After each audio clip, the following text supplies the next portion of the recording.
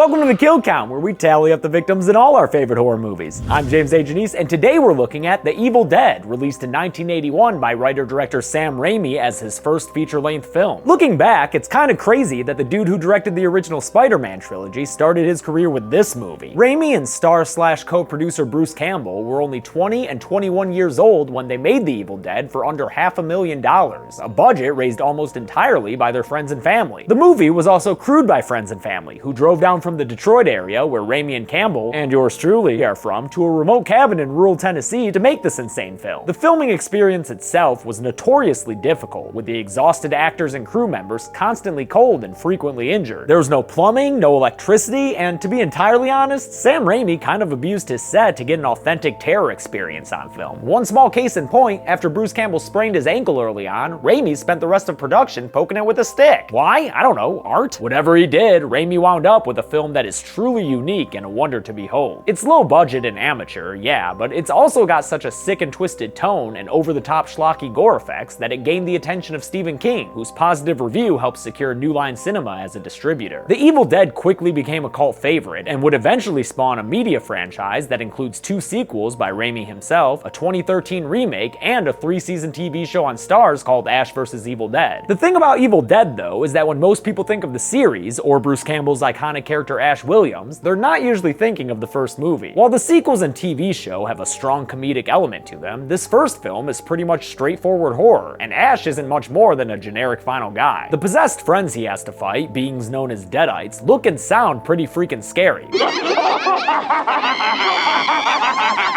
But they're still products of a low budget, and in truth, the entire damn movie kinda looks homespun and cheap. But it still has markings of directorial acumen from Raimi, and should still be appreciated for what it was able to accomplish on such a small budget. All I'm saying is, if this is your first exposure to these movies, maybe don't judge the franchise by the original. It really finds its own voice in part 2. Oh, and one final note, I'm sorry, the kills in this movie are messy, and I don't just mean from a gore standpoint, though that's sure as fuck true too. What I mean is people become possessed, they become unpossessed, they get dismembered but are still wiggling around. Basically, it's a little bit difficult to count, but I'll be including possessions that never revert, as well as whenever Deadites are put down for good. That sound okay? Great, let's finally get to the kills. The movie begins with a first-person shot rushing through the forest, which was accomplished in a variety of ways. In this first one, Raimi hung off a raft with the camera attached to his arm, and later he would just have 2 dudes run through the woods with the camera on a 2x4. On a road near this evil spirit POV is a car full of 5 young adults. Among them are hero Ashley Williams, played by a 21-year-old Bruce Campbell and his very strong eyebrow. They're taking that classic 1973 Oldsmobile Delta 88 to a cabin in the woods that the other dude, Scotty, was able to rent for cheap. So cheap, in fact, it's possible it's a real shithole. Well, it might not be that bad. No. Actually, it might be kind of nice. Yeah. You're right, let's try to be optimistic here. They go across a rickety old bridge that literally falls apart as they cross it, and then it's just a short drive through some trees to get there. I love how the trees scrape against the camera. It's almost foreshadowing their evil actions later. In no time at all, they finally reach their destination, this prototypical spooky cabin that served as the most direct influence for the titular shack of Cabin in the Woods. But neither the rough exterior nor the creepy banging porch swing deters Scotty from letting himself in. There's not much to the place, aside from your standard array of creepy shack supplies, but the rest of the group still unpacks and gets ready for a night in the woods. Nighttime comes, and Ash's sister Cheryl is practicing her still life skills when the clock she's drawing suddenly stops. Then she hears some creepy whispers outside trying to recruit her to an unknown cause. Her hand suddenly takes on a life of its own and draws a rhombus? Or wait, no, that's SpongeBob. Haha, way to bring it around town, Cheryl. Bring it around town. Later, while the gang is eating dinner together, a cellar door in the living room flies open on its own. Fun fact, there wasn't an actual cellar in the cabin, so the crew had to literally saw into the floor and dig an 8-foot hole in the earth to fake it. Scotty volunteers to go down there to see what's going on, but why not send the Spartan, y'all? Not like anything of value would be lost. I'm just kidding, my sister and dad went to state. I got nothing but love for our little sibling to the north. But still go blue! When he takes too long to come back up, Ash decides to head down after him. Ash and Scotty find a cool hangout spot, complete with a Hills Have Eyes poster and a shotgun that Scotty very irresponsibly aims right at Ash's head. Damn man, learn some firearm safety. I don't even know guns and I know not to do that. They also find a giant Kandarian dagger with a hilt that looks like it's in anguish. This kind of looks like your old girlfriend. I never understood jokes about people's exes. Like, you dated them. What does it say about you if you you dated someone who looks like a screaming skeleton. The coolest thing they find, though, is a gross-looking book with some wicked illustrations inside. Oh, and check it out, this book can even do self-portraits. That's talent. Upstairs, they all gather around and play a tape that they found in the cellar. On it, an archaeologist talks about exploring the ruins of Kandar, where he found the Naturan de Manto, the Sumerian edition of the Book of the Dead. The book is bound in human flesh and inked in human blood. Dude says he took that fleshy book back to this very cabin to study. When the archaeologist starts reciting an incantation, the woods outside begin to smoke and come alive. Cheryl gets real upset, and apparently, so do the frickin' woods, since a tree comes through the window and ends this little session of phonographic creepypasta. In a blurry, sentimental scene, Ash and his Spartan girlfriend Linda exchange many close-ups of their eyes before he takes out a jewelry box for her. Inside is a, magnifying glass necklace? Ash, how sweet of you. Yes, now I can finally study ants and stuff. Linda likes the way it looks, and they start making out in front of the window. Perfect for the peeping evil spirit outside looking to get an eyeful. It goes around the house and eventually looks in on Cheryl, who hears that same voice saying, "Join us again." This causes her to very unwisely step outside to investigate, and that's gonna take us into the film's most notorious and controversial sequence. By all accounts, this scene is very well made from a filmmaking perspective. I love the giant looming moon as Cheryl heads into the woods, the smoky forest floor while she calls out asking who's there, and eventually the first-person shots of the evil force knocking down trees as it rushes through the woods to attack her. It's also pretty cool how the vines and branches of the forest come alive and wrap all around Cheryl's limbs. It's absolutely horrifying. But as they start to strip away the clothes from her body, you realize that the scene's about to be much darker than you may have expected at first. This infamous tree rape scene kind of throws me off, because it doesn't feel quite as exploitative as the Rob Zombie Halloween scene, and it's not sickly played for laughs like the shower scene in Jack Frost. Sam Raimi originally wrote this scene to terrify the audience and show that these not-so-happy campers were now at the complete mercy of the evil spirit in the woods. Sure, yeah, mission accomplished there, but it's also filmed in a somewhat titillating manner, complete with erotic moaning and a couple of shots of Cheryl's exposed breast, and the sexual nature of the whole thing is pretty incongruous with the rest of the movie. For what it's worth, Sam Raimi has said that he regrets putting that scene in, because he didn't mean to offend people that way. He chalks it up to how young he was at the time. Regret putting it in? I do. I think it was unnecessarily gratuitous and a little too brutal, and finally because people were offended in a way that my goal is not to offend people. It is to entertain, thrill, scare. I think my judgment was a little wrong at that time. And although actress Ellen Sandweiss has since more or less come to terms with the scene, apparently she wasn't informed of exactly how far it would go. Really, I had no idea they were going to do that. I mean, obviously I knew that the legs were going to spread open and that the vines were going to crawl up, but that final with the stick was all post-production. I had no idea until I saw it, and I went, Yikes. Ultimately, it's probably an unnecessary addition to the movie, but it definitely got audiences talking and made them realize that what they were watching was something they had never seen before. And that's all I'll say about it. Cheryl gets back to the cabin, and although she's sadly unable to save herself by finding the right key for the door, she is saved at the last minute by her brother Ash, who lets her into the cabin before the first-person evil spirit can catch up to her. Inside, Cheryl tries to tell the others what happened. Did something in the woods do this to you? No, it was the woods themselves. But despite the tree scratches all over her body, they just think she's being hysterical. Ash eventually relents and agrees to drive Cheryl back into town, but they run into some auto trouble when the car refuses to start. I know it's not gonna start. It's not gonna let us leave. Ash is all like, "Oh really?" when the car finally does start, but Cheryl gets to say, "Yeah really," when they get to that bridge they crossed on their way in, since it's now completely torn up and destroyed. I love how it looks like a claw coming out of the ground there. And even cooler, they tore up an actual bridge that was slated for demolition. The city let them do that. Also, I just wanted to share this shot as another example of Sam Raimi's talents as a director. This movie is cheap, but the camera work is phenomenal. Back at the cabin, Ash listens to more of the archaeologist's recording, where he says that his wife became possessed by a Kandarian demon, and that the only way to put an end to the possession was through dismemberment. Hope you guys have an axe somewhere. Oh, you do? Well, that's good. Keep that thing around. Scotty's girlfriend Shelly plays a game with Linda, where Linda tries to guess the cards that Shelly is holding. Linda sucks at this magic trick, but someone else in the room ends up being a regular pen and/or teller. 8 of spades, 2 spades, jack of diamonds, jack of clubs. Whoa, dog, Cheryl's floating in the air and shit. We get our first possession to put on the kill count, cause spoiler, Cheryl's soul ain't coming back from this. You will die! Nightmare is before you.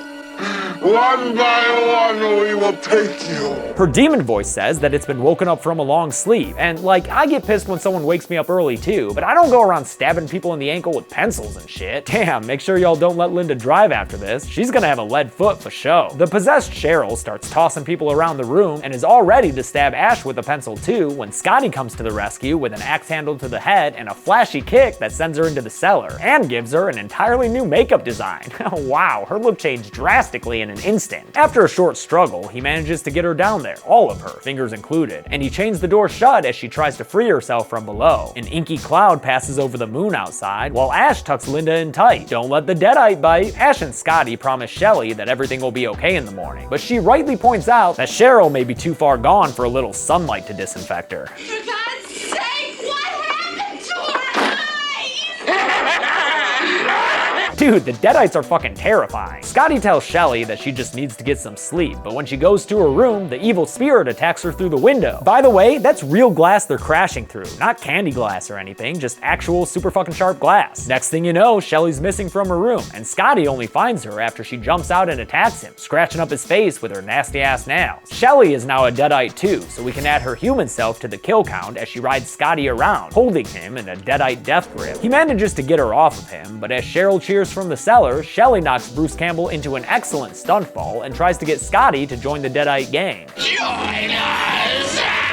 He puts up a fight, so Shelly grabs the comically oversized Kandarian dagger and tries to stab him with it, but Scotty unsheathes his own blade and saves himself by cutting her hand at the wrist with it. And hold off there, Ash, he doesn't need your help at all, because deadite Shelly finishes the job herself by biting into her wrist and severing her own damn hand off. Oh boy, that's some awesome nasty stuff right there. Scotty grabs the dagger off the ground and stabs Shelly in the back with it, her detached hand still clutching the hilt. Hey Ash, that thing still look like your ex when it starts to smoke and spit out blood? Actually, don't answer that. There's a lot of loud demonic screaming until Shelly finally falls all the way to the ground, where she spews out a little bit of, milk? Is that milk? And bile? I don't know, what do you think, Scotty? Oh, well that one's blood, I could have told you that. You'd think that would be it, but as Cheryl keeps the subterranean pep rally going, Shelly gets back up and starts stalking towards Scotty and Ash once more. Scotty finally puts an end to the possessed form of his girlfriend by hacking her to pieces in a scene so messy and gory that even the camera gets awashed with a waterfall of blood. For anyone who's ever wanted the heroes of a horror movie to chop the villain up into tiny pieces, here you go. And you know what? You're right. It does seem to be pretty effective. The boys take Shelly's body outside, wrapped in a sheet, and bury it quickly. Damn, they even got a cross for the grave and everything. Scotty tells Ash that he's had it. He wants to leave. And when Ash tries to argue that Linda can't move with her leg all penciled up, Scotty don't give a fuck. What are you, crazy?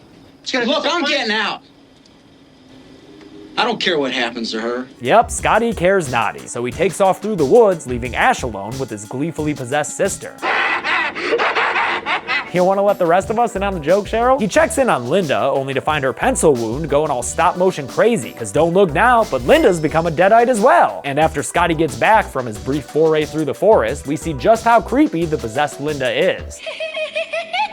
Scotty's face is all torn up, and he's barely able to retain consciousness, even with Ash trying to smack some sense into him. And it doesn't help that Cheryl is mocking him from the underground peanut gallery. I don't want to die. You're not gonna leave me here, are you? Are you, Ash? Scotty starts bleeding from his mouth, but still manages to tell Ash that he needs to kill Linda. Ash gets the shotgun and says his prayers. God forgive me, Linda. But then, all of a sudden, Linda's back to normal and asking him to help her. And as they hold each other in a tender embrace, there's more good news from down below. Ashley? Ash, help me. Let me out of here. I'm all right now. But as you'll come to see, this is just standard deadite mindfuckery, and Ash's favorite ladies are still possessed enough to grab at his face through the floorboards and threaten him in sing-songy ways. We're gonna get you.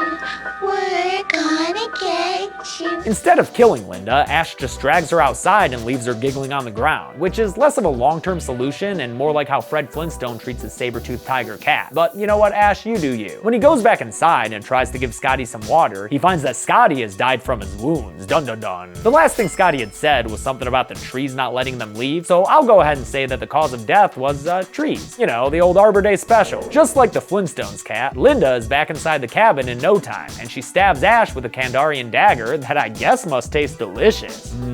dagger blade. Damn, look at Linda go. She's blind with glee trying to stab her boyfriend to death. No, really, she's like actually blind right now. Actress Betsy Baker, and all the other actors for that matter, couldn't see anything with the hard contact lenses they had to wear for their Deadite makeup. Again, not a fun set to work on. Ash eventually overpowers Linda and knocks her down over Scott's body, impaling her through the back with the dagger. Yeah, Ash, you did that. We get some more gross milky vomit, but to super ensure that Linda won't come back anymore, Ash takes her out to the shed and straps her down to a workbench with a bunch of chains. He grabs the chainsaw that will become much more prominent in the rest of the series, but before he gets groovy with it, he has a change of heart when he sees Linda's magnifying glass necklace. Oh, how she loved to read fine print. He takes her back outside and digs a proper grave for her, then puts her in the earth and covers her body with dirt. But when he goes to grab that magnifying glass necklace, she Margaret Whites him. Oh no! Oh, Linda does not look like a morning person, huh? She scratches the shit out of Ash's leg like a cat who doesn't know how much it hurts, and in response, Ash grabs this ridiculously large wooden beam that apparently doesn't weigh anything and beats the living crap out of her. Or Deadite crap out of her. Sorry, whatever. He's knocked back to the ground, but when Linda goes to leap at him, he grabs a shovel and frickin' decapitates her with it. Nice! I'll put Deadite Linda on the count with this, since it's the last time we see her in this movie. Like, yeah, her head is still wriggling around there, and even her body is kinda trying to grind up on Ash right now, but he leaves them outside, and her unliving parts never attack him again. So, all things considered, this Deadite's as good as dead to me. Ash heads back to the cabin, where inside he discovers some very bad news. Yeah, that's not good. The newly freed Cheryl attacks him from outside a window, but only manages to get a shotgun blast to the face for her troubles. Ain't no thing though, she's still kicking just fine. Man, the Cheryl Deadite is nasty. Keep that nasty thing out of the house, Ash. Yeah, smash them fingers if you need to. He goes into the cellar to get more ammo for his shotgun, but a blood-leaking pipe breaks right in his face, covering him in it. And don't worry, there's still more to spend from this movie's blood budget. Budget? Because at this point, it's coming out the outlets, coming out the walls, and filling up light bulbs. Man, the light bulb thing looks awesome. A projector starts playing on its own, and there's blood there too, giving another cool image as it casts a red-stained picture onto Ash's face. He finally gets the shells and reloads his boomstick, then heads back upstairs, determined to escape this night alive. Too bad it's impossible to tell what time it is when the damn clock is all possessed too. Jeez, is anything in this cabin free of demonic influence? Even the camera angles are upside down and wacky. In fact, Sam Raimi has a blast with his camera in this final sequence, pushing in on Ash all cool and doing a tracking shot from above where the ceiling beams provide fun sound effects.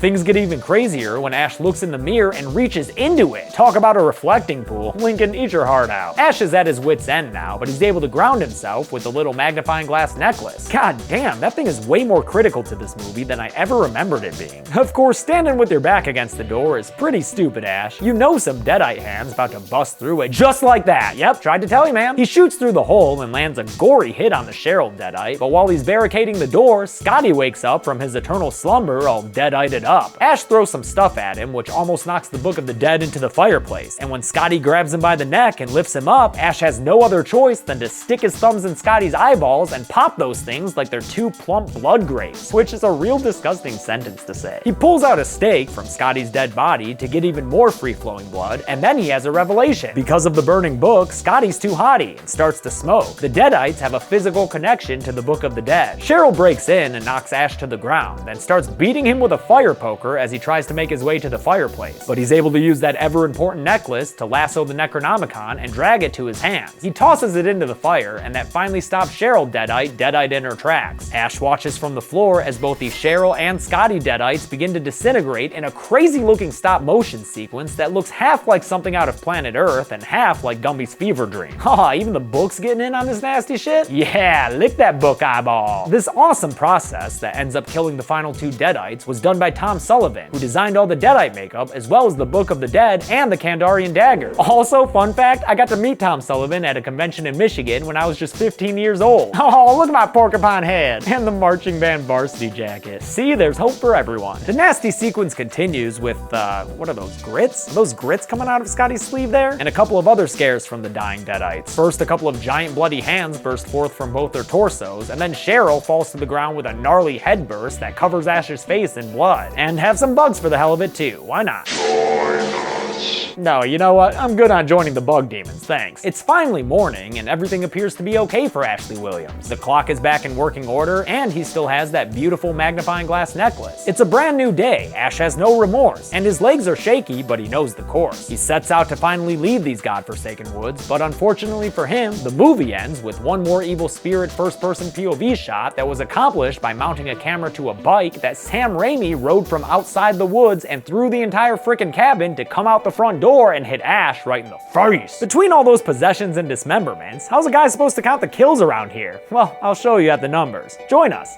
Join us. Join us. Join us. Join us. There were 8 deaths and/or possessions in The Evil Dead. 3 women got possessed while living, 1 dude died a human, and all 4 of their possessed forms wound up dead in some manner. How's a quad pie sound, motherfuckers? With a runtime of 85 minutes, we wound up with a death or possession on average every 10.63 minutes. I'll give the golden chainsaw for coolest kill to Deadite Shelley, who got hacked all to pieces by Scotty. Fun fact, actress Teresa Tilley was underneath the floorboards with her head and hand out, while other people provided her other limbs. Fun stuff. Dull machete for lamest kill will go to Scotty, who died on the couch from off-screen wounds mid-hydration. Don't you waste that water, brah. There are thirsty kids in California. And that's it. The Evil Dead came out in 1981 and was considered so graphic that Sam Raimi was actually brought up on obscenity charges in the UK. He went to court and everything. He eventually made a better funded sequel a few years later, and we'll look at that movie, Evil Dead 2, next week. But until then, I'm James A. Janice. This has been the Kill Count. Thanks a lot for watching this week's Kill Count. I want to thank a couple of patrons like Zion Rodriguez, Oriel Tomsiv, Jordan Arribas, and Leon Vigil. Alright, Evil Dead time! I was surprised to see how many people had never heard of this movie, but let me know if you were one of them. I'm just curious. This is a classic of the genre. Won't you fucking? Won't you fucking? Y'all. Just a heads up, I won't be covering Ash vs. Evil Dead after the movie. Still haven't figured out how to tackle TV shows. Alright, be good people.